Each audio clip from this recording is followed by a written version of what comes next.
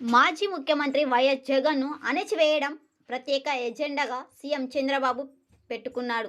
ఎన్నికల సమయంలో జగన్ను టార్గెట్ చేయడం కాకుండా ఆ పనిని నిత్యం చేస్తుండాలనేదే చంద్రబాబు ఆలోచన. అందుకే వైఎస్ జగన్పై సందర్భం లేకపోయినా చంద్రబాబు విమర్శలు చేస్తుంటారు. అది కూడా తీవ్రమైనవి కావడం గమనార్హం.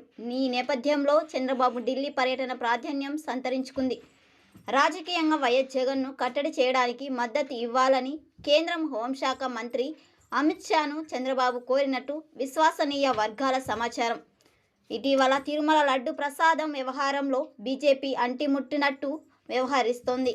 ఈ విషయంలో బీజేపీ మరింత యాక్టివ్ కావాలని మీడియా ముఖ్యంగా చంద్రబాబు కోరిన సంగతి తెలిసిందే.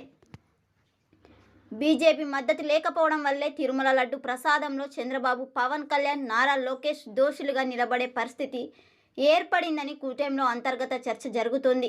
ఇప్పుడు జగన్ను కట్టడి చేయకపోతే రానున్న రోజుల్లో రాజకీయంగా మరింత బలోపేతం అవుతారని అమిత్ షాకు వివరించినట్టు సమాచారం. కూటమిలో బీజేపీ కీలక భాగస్వామి అనే సంగతి అమిత్ షాకు చంద్రబాబు పరోక్షంగా గుర్తు చేస్తూ తన ప్రధాన ప్రత్యర్థి జగన్ను బలహీనం చేయడానికి ఏం చేయాలనే విషయంపై చర్చించినట్టు తెలుస్తుంది.